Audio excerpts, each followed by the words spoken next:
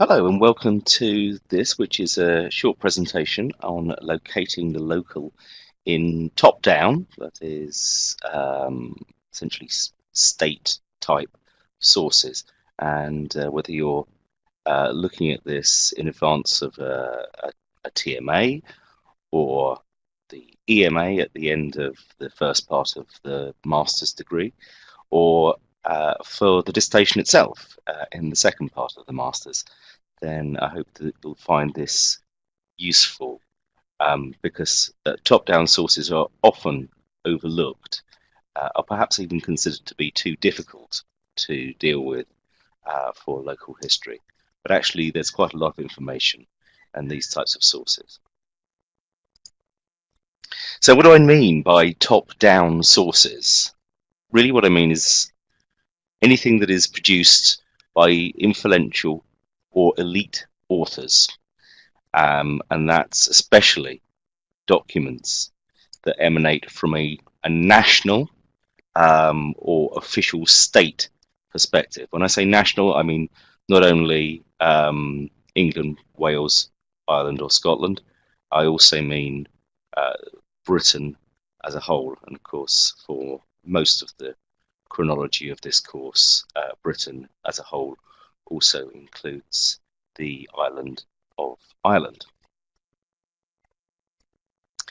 Now, these elite sources, these top-down sources, include a whole variety of different genres of document. So they can include the national press.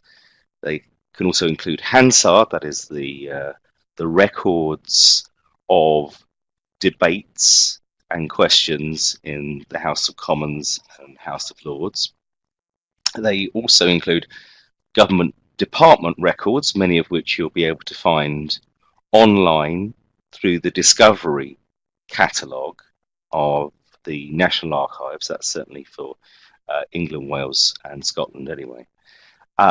State papers, parliamentary commission reports and investigation reports, and also things like draft legislation, bills, and acts of parliament.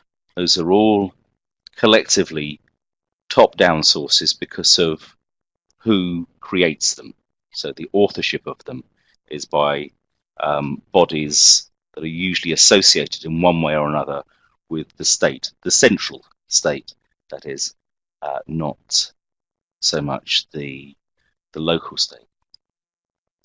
The most useful database for looking at parliamentary and government sources is the House of Commons parliamentary papers, and later in this presentation I'll give you a worked example search on HCPP, because as a database it can be a little bit forbidding, but nonetheless there's quite a lot of information in there which will really help, I hope, with the vast majority of topics that you might want to do on this particular course.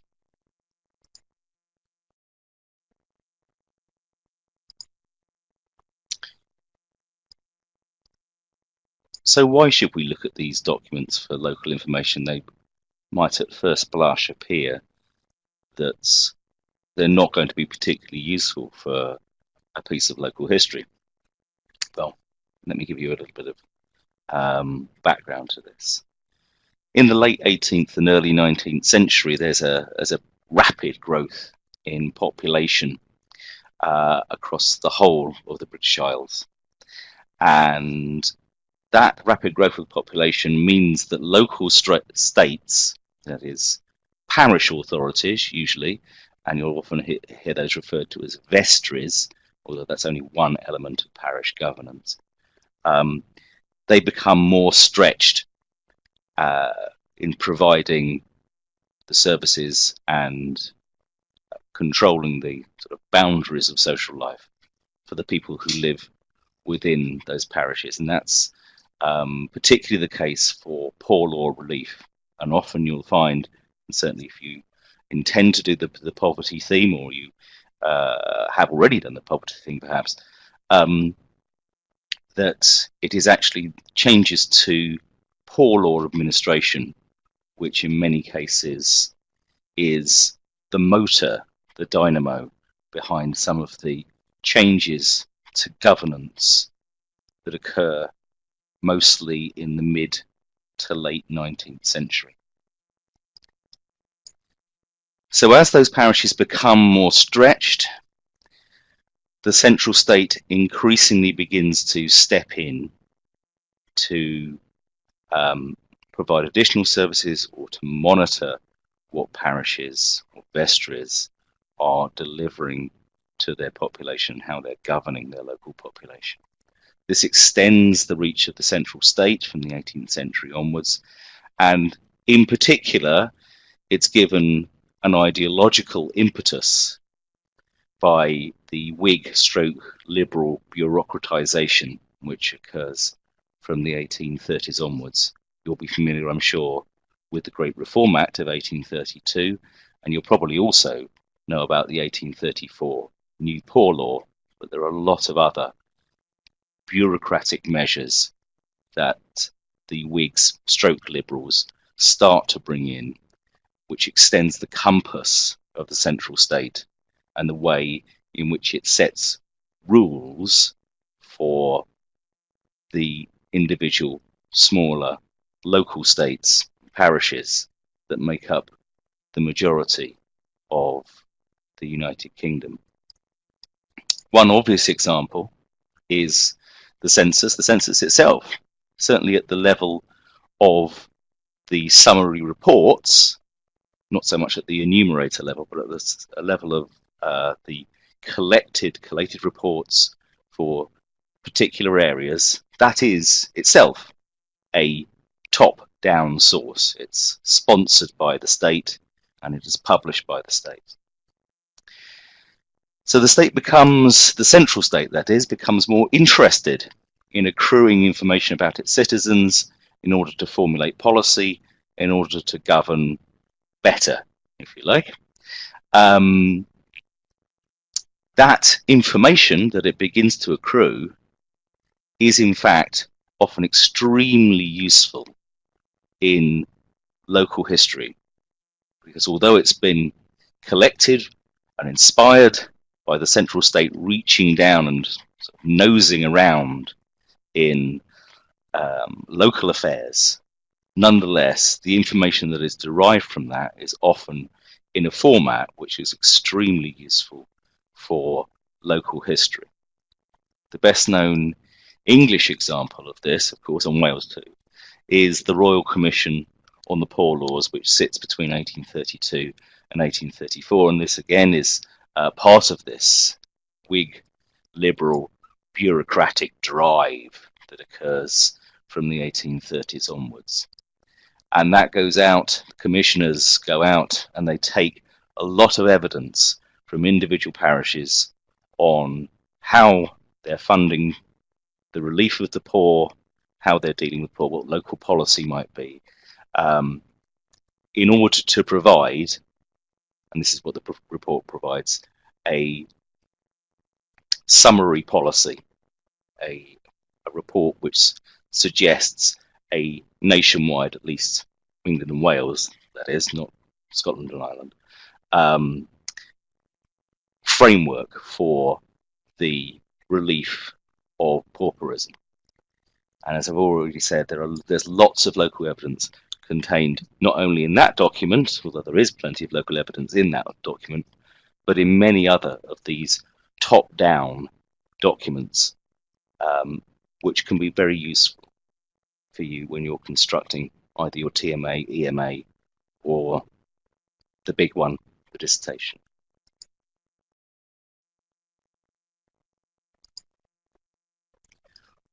One thing that tends to surprise me about local history, TMAs and dissertations as well, is that people often come late to looking at the governance of their local area. But in fact, knowing how your local area was officially governed, what responsibilities and what authority each individual administrative unit had is actually quite important for most of the themes of this course. It may be something that influences them greatly if you're looking into the poor law, for example, or if you're looking into industry or crime, then actually local governance is pretty important. So it's quite a good idea to get a sense quite early on of how your local area was governed.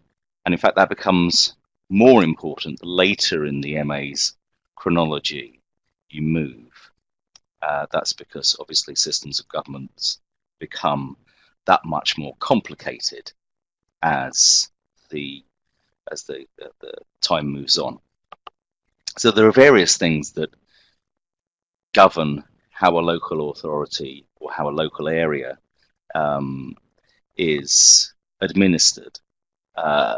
There's obviously the parliamentary constituency. Well, that'll be familiar, of course, to all of you.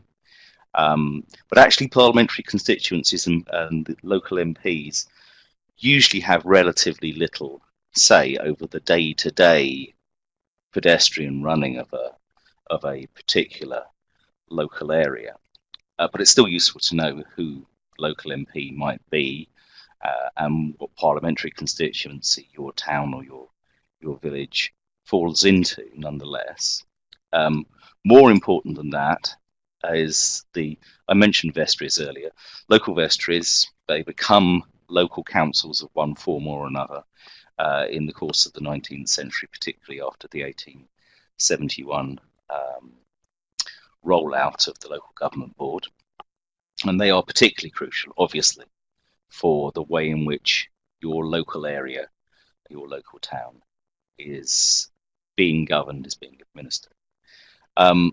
Specifically for the theme of poverty, although it has also some overlap into other themes like crime and industry and so forth, the poor law guardians are an important part of local governance, particularly after 1834 in Wales and England.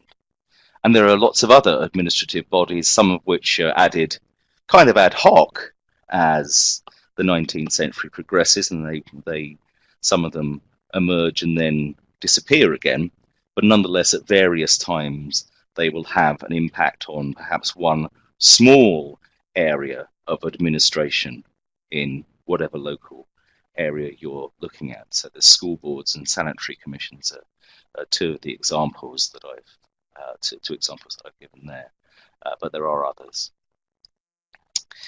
Be aware that names and boundaries change. That's names of parliamentary constituencies often change, and the number of MPs often changes, but also the boundaries of local vestries, local councils, and the jurisdictions of different bodies will change. And there may also be overlapping jurisdictions. So if you have like a nuisance commission, that will be for things like street cleansing, then their responsibilities might overlap with or even conflict with some other body, perhaps the local poor law unit. So these things become quite thorny and difficult and complex the further into the chronology that you go, but it's important you get a sense of what's happening at that level, not least because, of course, most of these local bodies also raise taxes from the local populace, local ratepayers, in order to pay for various services. Now, I know that often you're told don't use Wikipedia, but actually I'm going to advise you to use Wikipedia to just get the bare bones of this kind of thing. Vision of Britain 2, once you've looked at Wikipedia, is really useful for drilling down and getting some basic information about the local area that you're looking at. So I'm now going to switch, and I hope this works, to showing you what I mean with one particular example. The example that I've chosen, I could have gone for something large, you know, Dublin or Swansea or London or Glasgow or something like that. Um, but actually, I think that the majority of you are not going to be working on big cities. Um, but if you are, then it will probably be a part thereof. But more likely to be working on medium-sized towns and areas of that nature. So I've chosen Runcorn on the Mersey as my example. I'm going to now show you what I did in order to find out more about Runcorn right at the beginning of this process of finding out about local governance.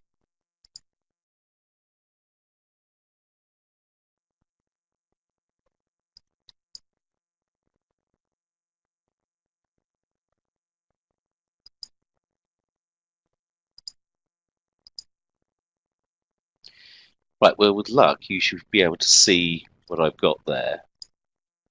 This, if you go into Wikipedia and you just type in the name of your local area, in this case I typed in Runcorn, and most local towns, most medium-sized towns will have a Wikipedia entry which contains some information about the local governance of that area. And this is the section of Wikipedia which deals with Runcorn's governance. And already from here I can build up some knowledge about what Runcorn was like. And you can see here that if we were looking at the 18th century, then Runcorn is part of the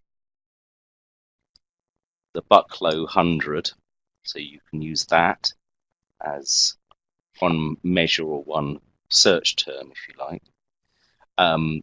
But in later years, there are a series of authorities which have an impact on or have some sort of jurisdiction over Runcorn and its local areas. You can see there that it's got a Board of Improvement Commissioners that is established in 1852, and you can also see at what point the local government or the local council comes into being. So in 1894, that's when the administration of the town and the surrounding areas is divided into Runcorn Urban District and Runcorn Rural District Council. That's one of the things I was talking about changing name, changing boundaries. So you've got something so you've got a town that has a relatively unified system of local governance being divided in two there in 1894. And a little further down the page, we find out about its representation in the House of Commons. And again, if you're doing the 18th or the early 19th century, then you'd be looking for the parliamentary constituency of Cheshire, which Runcorn was part of. And it actually had, or rather that constituency had two members of parliament there. However, after 1834, which I mentioned earlier in the presentation, Runcorn becomes part of the North Cheshire constituency, and later on the Mid Cheshire constituency.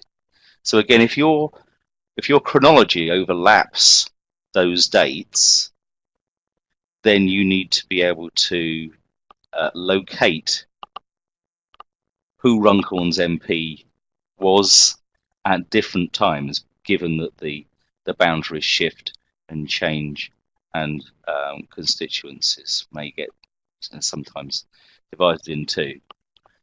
The period I'm going to be interested in is the late 19th century, and at that point, Runcorn is in the constituency of Northwich. Now, all of these things you can then click through if there's a link. So here you've got a link to the constituency of Northwich, and if you click through to there, then you get a sense of what's happening in the period that you're interested in. Now, as I said, I'm interested in the very late Victorian period and the Edwardian period. So I'll be interested in the elections there in the 1890s and those in the 1900s. Clicking there gives me a sense of who the local MP is and by how many votes he, obviously he in this particular period, was returned by. So it seems to be a fairly safe Liberal seat in the period that I'm looking at there. In 1892, the Liberal candidate gets 56% of the vote, increases that in 1895, and then in that second decade that I'm interested in, Edwardian decade, if you like, maintains a fairly substantial majority over his Conservative opponent. You'll see there in 1906, the Liberal, the candidate is called Liberal Unionist. That's actually Conservative, and it's a result of what happens when a portion of the Liberal Party splits away and joins up with the Conservative Party. So that gives you an idea of the types of data that are available on Wikipedia. So you don't need to reinvent the wheel. You don't need to go back to and grub around in lots of different books. There's quite a lot of information on Wikipedia which will give you the bare bones, enabling you to look at other things. Now, I also mentioned in the presentation a vision of Britain through time. So I would then perhaps take the information that I've derived from Wikipedia and take that into a vision of Britain through time, which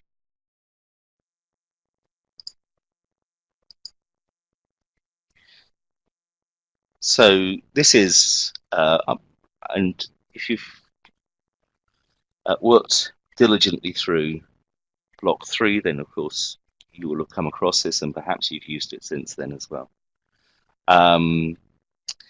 A Vision of Britain is a terrific collection of essentially it's gazetteer material, which covers most of the of England, Scotland, and Wales.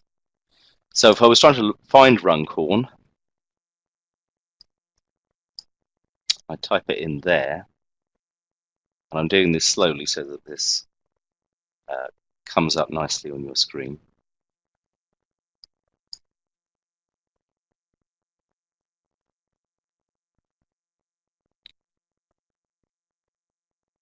So this tells me where Runcorn is.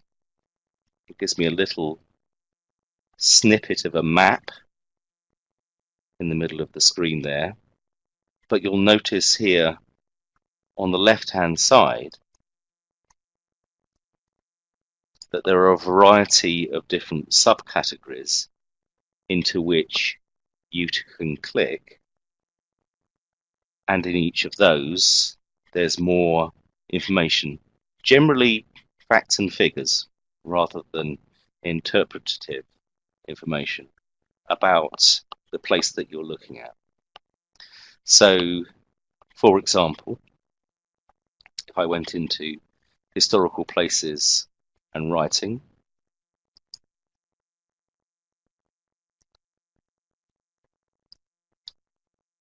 and you'll see there that there are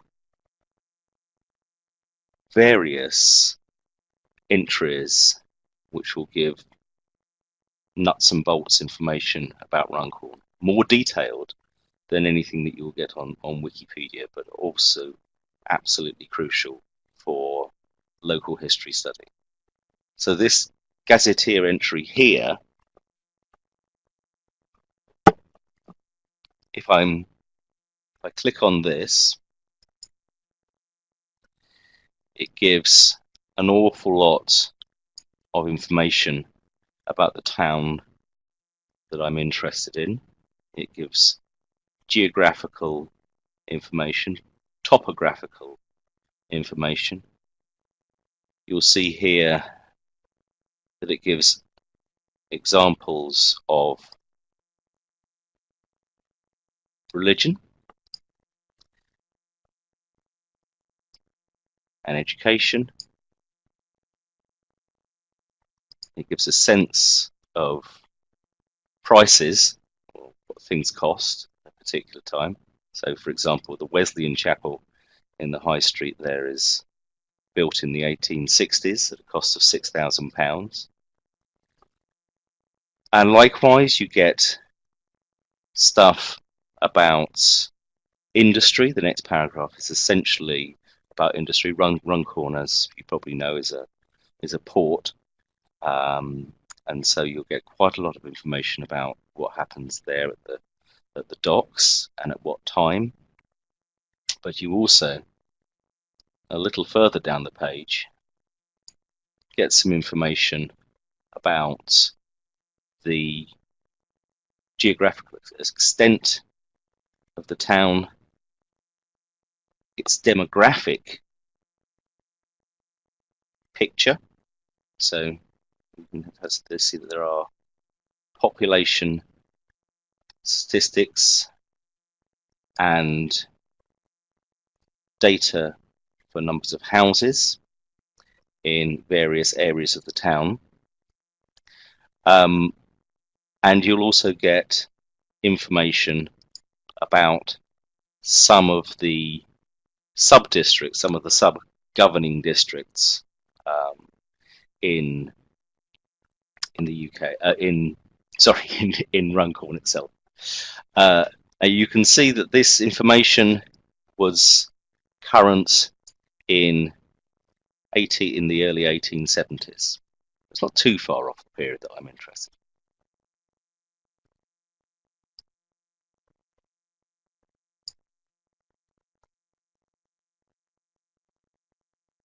Likewise, you can look at any other of these subcategories on the left-hand side there. Units and statistics is usually very useful for figures about the place in which you're interested. These different headings here are the different authorities that governed all or part of Runcorn as a town or some set of services within it. So, for example, there you have Runcorn RD and Runcorn UD. Those refer to the two councils that we came across on Wikipedia, the Rural District Council and the Urban District Council. This one you'll see a lot wherever you're going to, whatever area that you're looking at, PLU, and that's the Poor Law Union.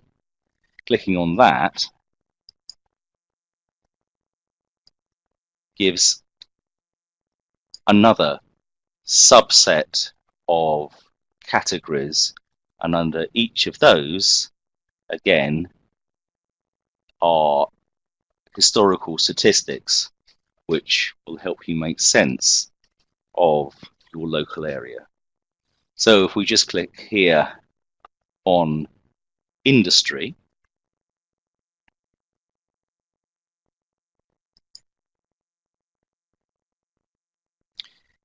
you'll see that there's data has been collected for occupations and also for a demographic profile, and these come from two different periods, but reasonably close together.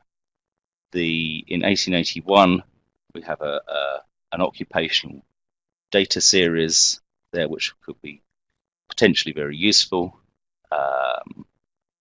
And then we have some more sort of general demographic information from 1861.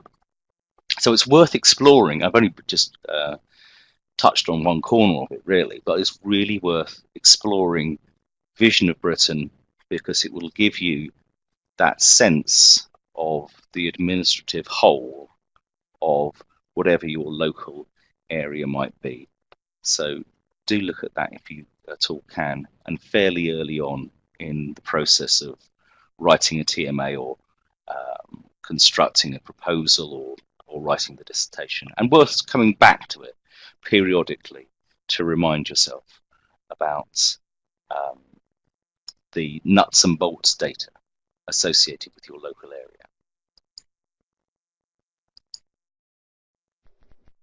Okay, so returning to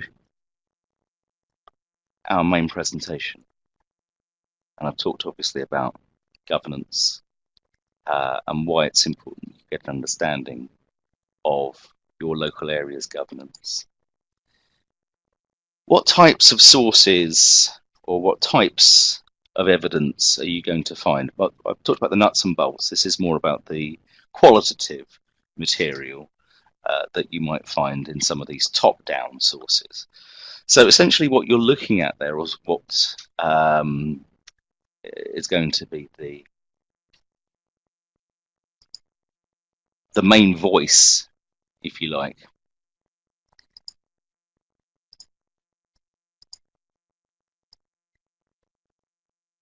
in whatever document you're looking at, are elite voices. Often you'll find that is local elites, local elected or appointed administrators, politicians, councillors, MPs in some cases, talking to national ones, central state elites, the Poor Law Commission in Somerset House, let's say, just to give you a very easy and common example. Overwhelmingly, those voices and the types of evidence that they produce is going to be from the perspective of people who are white, male, literate, Protestant, especially Anglican Protestant, and have some measure of political or economic power or influence. But that, just because those are elite voices in many cases, it doesn't mean that other types of evidence and other perspectives do not appear in the documents that you're likely to look at, because in fact they do, and increasingly so as the 19th century progresses.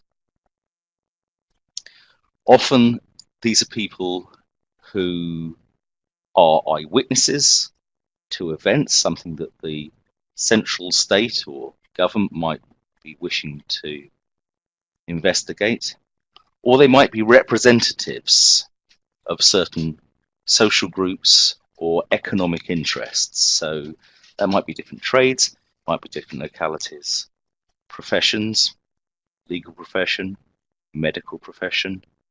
Increasingly, and certainly towards the end of the 19th century and into the 20th, even more so, they will be representatives of labour, as well as representatives of professions or manufacturers and the such like. So those voices do increasingly begin to appear in the types of top-down sources that I'm talking about. And to assume that they're not there and all you're getting is a picture of what the male white literate elite thought is actually wrong.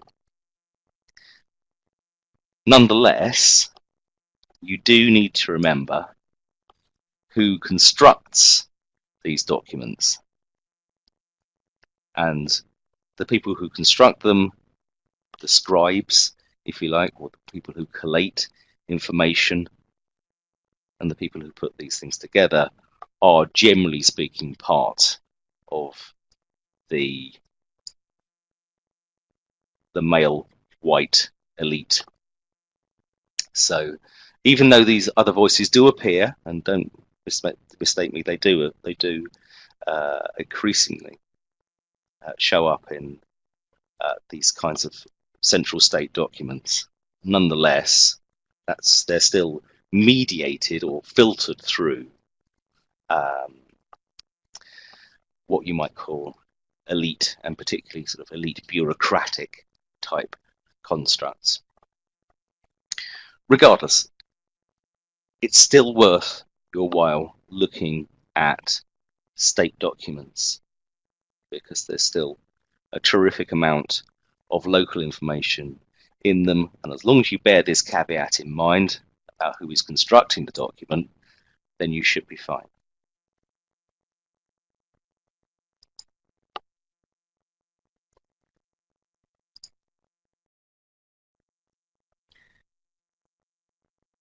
I'm giving you this because it shows one example of those non-elite voices that increasingly begin to be shown to be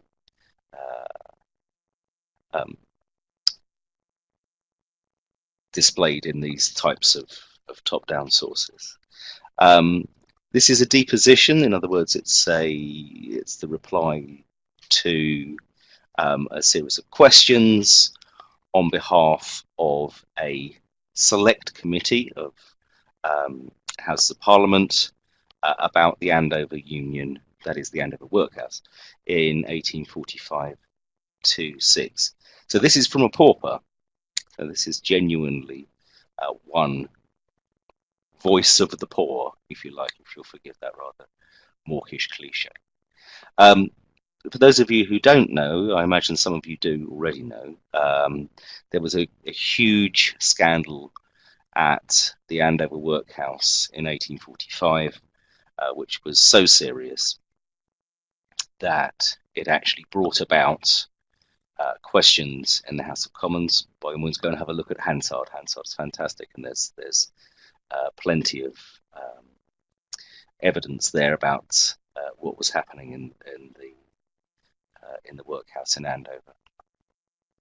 And ultimately, it led to House of Parliament setting up a select committee to investigate the atrocities that apparently had occurred at Andover.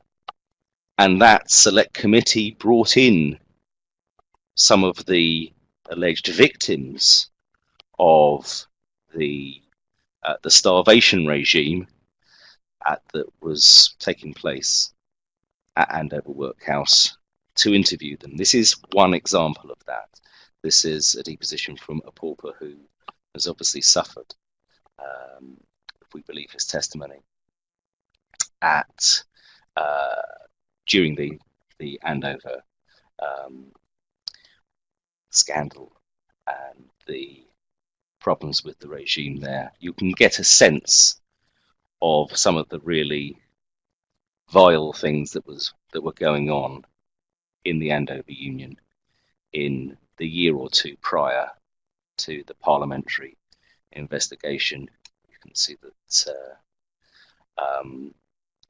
Samuel Green claimed that bone breaking, for example, was one of the many tasks that were assigned to paupers in workhouses, breaking animal bones up and grinding them because they make good fertilizer. And he says that these bones coming in, and because of the starvation rations that many of the paupers had to endure, some of them actually would start to eat the scraps of meat and even the marrow out of these bones that have been brought in to be crushed into fertilizer. So here's an example of the if you like, the genuine voice of the poor. Again, we need to be very careful here because this is something that will have been transcribed, and it won't have been written down directly by the pauper. And of course, he and the very many other paupers who were also interviewed as part of this investigative process. They can only respond to the types of questions that they are asked, and they don't determine the questions that are asked. It is the committee that assigns those questions. So we need to be a little bit careful here. Again, this is a mediated source, but it is nonetheless if you like, a live transcript of an interview, and you can see here that this is not something that was composed or in isolation. This particular pauper appeared directly in front of the investigators at the House of Commons, and you can see that because he has pointed to a loaf of bread on the table during his interview.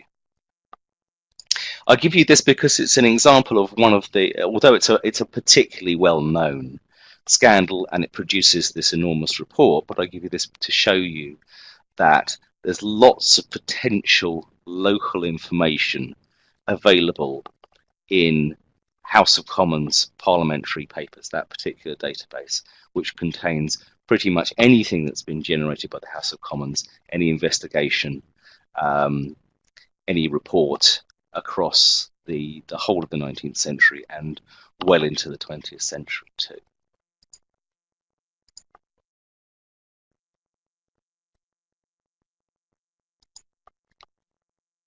But as I also said earlier on, the House of Commons parliamentary papers database, a lot of people are put off from using it because it looks daunting and it produces an enormous map, or can at least produce an enormous mass of material when you're searching it. So I'm going to give you an example of how you might want to search this particular database, and I think you'll find that in 90% of cases you will find something that's relevant to the topic that you might well be doing, either for a forthcoming TMA or more likely for EMA or dissertation. When I say you start with the secondary sources, what I mean is that you can gather a series of search terms by looking at secondary sources. And if there are citations in secondary sources that make some reference to particular parliamentary papers, you can search for one individual parliamentary paper if you're careful. So that's one way in. However, if you're just, and in this case, if you're just looking for generally what's going on in your local area and the types of information that might be useful to feed into a piece of assessment, then you can do a general search, and you needn't be daunted by it as long as you approach it carefully and are prepared to be persistent. The first thing you should do is definitely use advanced search. Do not use the basic search. Basic search will just produce an enormous amount of material, unless you live somewhere relatively obscure.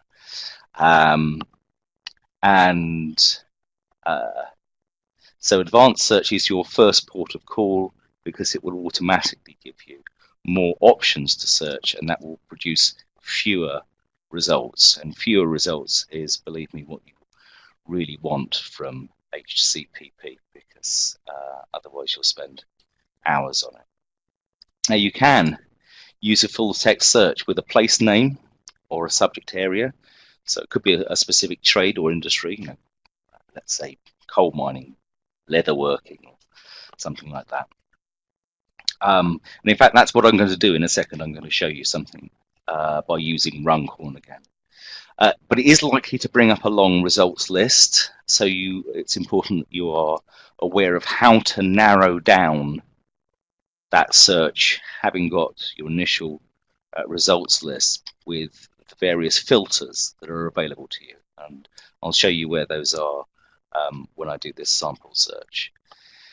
And you need to categorize these searches and narrow them as much as possible, especially chronologically. You can always remove filters if you get too few results. one way of doing it is, if, for example, you are covering a period in whatever piece of assessment you're doing, whether it's an assignment or the dissertation or whatever. If it's a long period that you're covering, you can search in chunks of, say, 5 or 10 years and narrow each of those chunks individually, and that hopefully will give you something more manageable. There's nothing, I guess, that's more off-putting than putting in your full chronological range. Let's say you're covering 50 years or maybe even more than that. Putting in your full chronological range, not adding much in the way of filters, and you get a list of results in the thousands. That's immediately going to, I suspect, make you reel back and turn away from the database. So do it in little chronological chunks, and that will give you something manageable. If there's a key date or an anchor date, something that happens locally that you're particularly interested in, it might be a riot, it might be a particular crime, it might be the establishment of a church, it might be a change in a council or a flood or an industrial accident or something like that. Whatever it might be, then you can just search around maybe a year or two either side of that key anchor date to begin with. That's always really useful. You may not get anything, because what might be really important locally may not necessarily be really important nationally, but at least you'll have a better chance of picking up something if you use anchor dates as almost like placeholders for searching this particular database. Now, again, I'm going to share my screen with you so that you can have a look at how you might want to work with this particular database. So you'll need to bear with me for a second or two.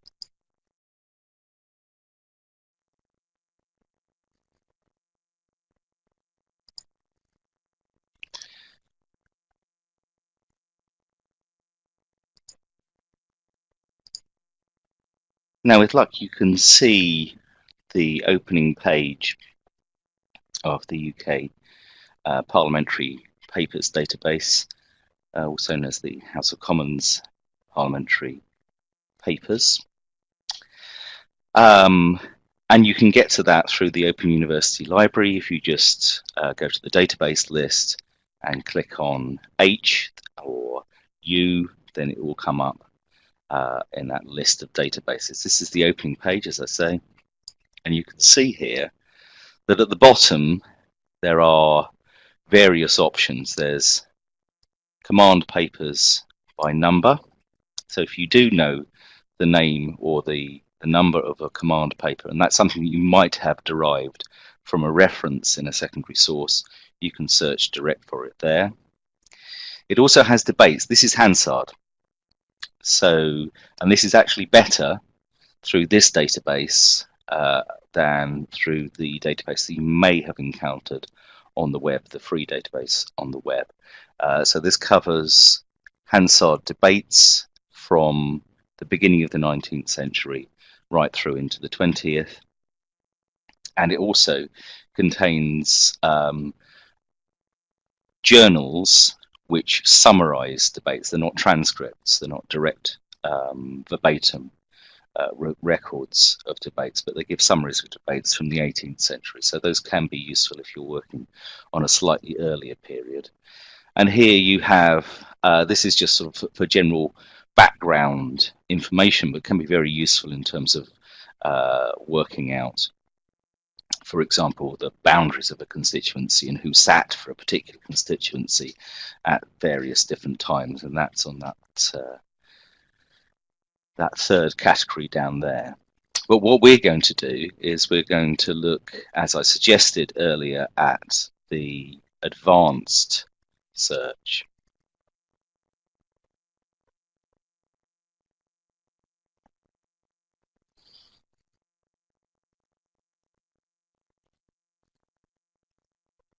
And with a little luck, that should come up in a second.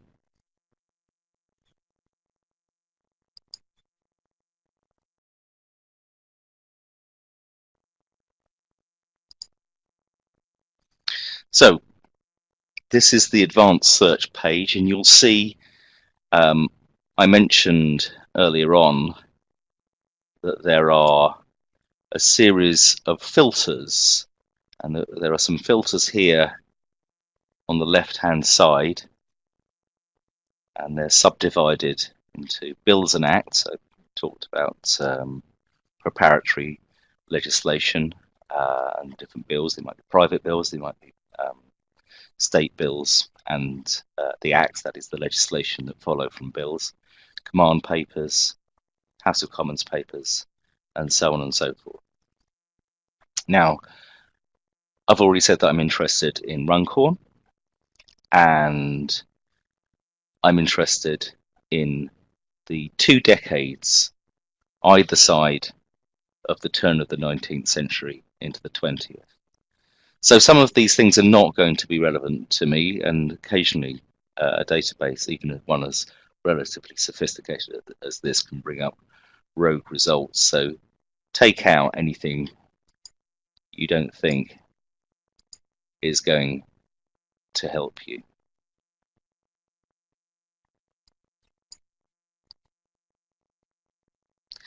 Now you can search here on that top line. That will give you a sense of what fields you could search. I'm going to search everything, but there is a drop-down menu which allows you to look at something a little bit more specific. And this actually can be quite useful, again, for narrowing searches very early on. So I'm going to look for Runcorn.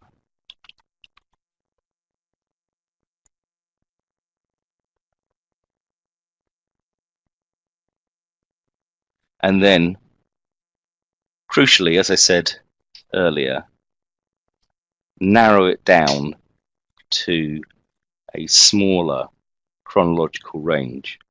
Now, I'm interested in, let's say, 20 years or so, but let's just look at 10 for the sake of argument here. So 1890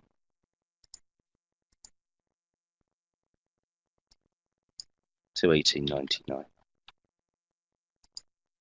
Now that will all automatically start to reduce the number of results that I'll get, but it may not reduce it as much as I want. So once the results come up, there's another opportunity to filter the results.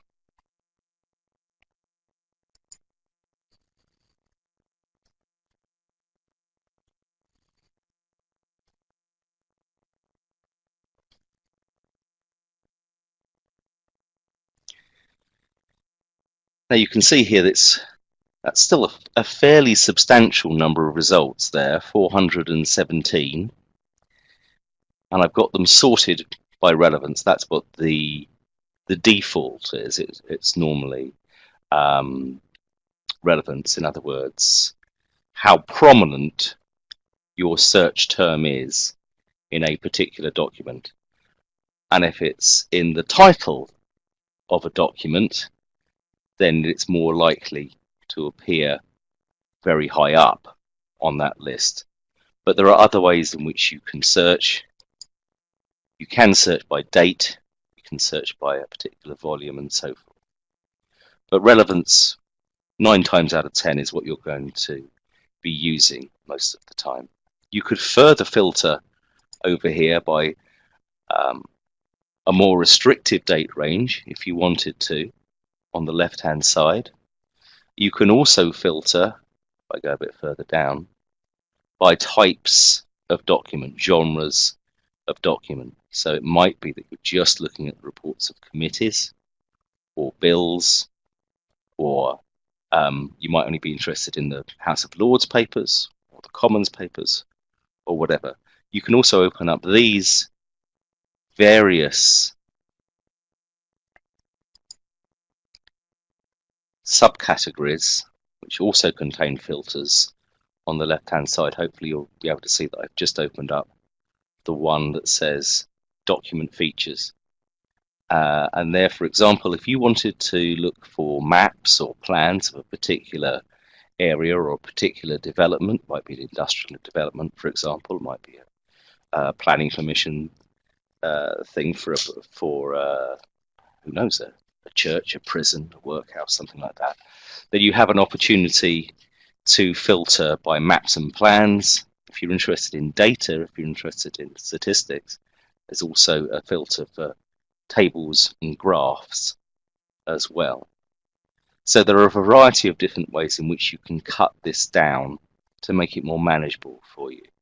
In this particular case, I'm just going to look at the very first one there because it seems terrifically interesting. It's got 2 mentions of Runcorn in the title of the document. So you simply click through and it should bring up the page of first match.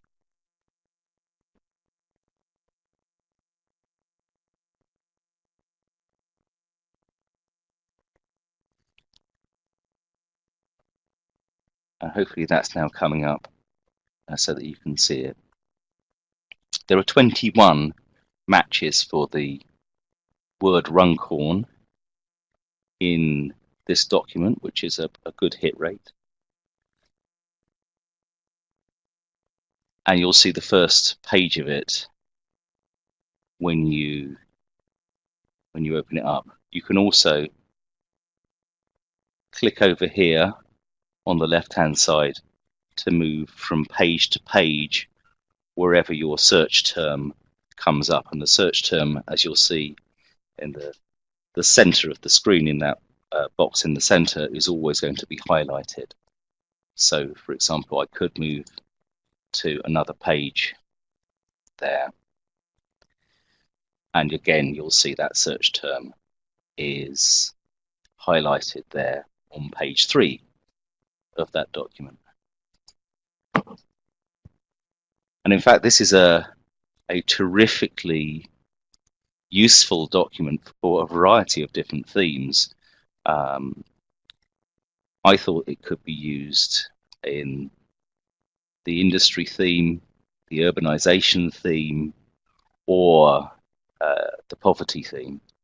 And it's an application for the preservation of Runcorn Heath and Runcorn Hill, which sit on the edge of the town of Runcorn in the very late 19th century. And you'll see here that you can, hopefully you can see the cross moving around over the second paragraph there.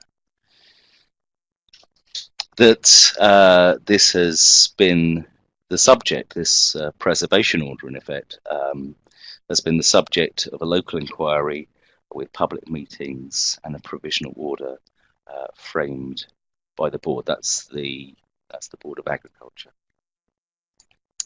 So that's something that you can actually follow up through other types of sources. If there was a local inquiry with public meetings, almost certainly that will appear in the local press, for example.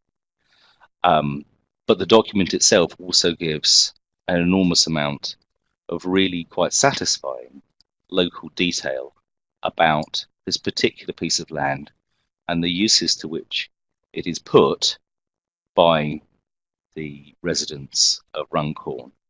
So it talks about its recreational uses, it talks about who is using it in terms of different people and different classes of people, different groups, and why it is important that this particular piece of common land is preserved for the people of Runcorn.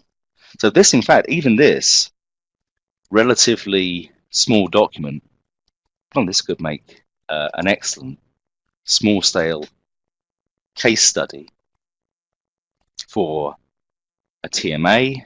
It can form the basis for the research essay that has to accompany the EMA at the end of A825, or it could even be a chapter or part of a chapter in your final dissertation. And that's the sorts of things that you might well come across. No guarantee, of course, but there's an awful lot of stuff available in this database and from other top-down sources, which is clearly relevant and clearly pertinent for local history.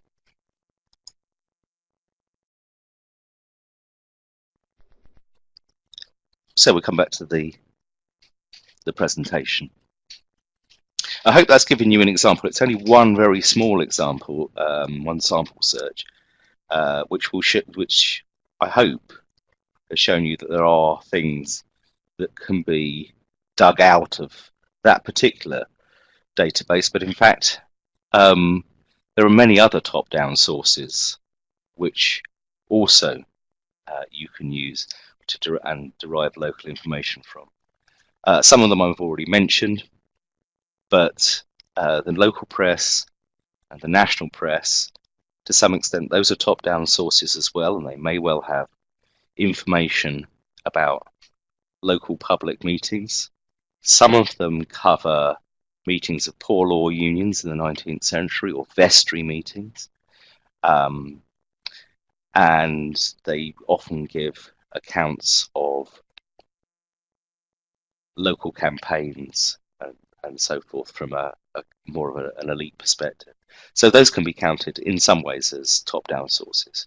Often overlooked too are things like journals, that is serious social, political and artistic journals. Things like The Spectator and The Examiner, those are both available through the Open University Library.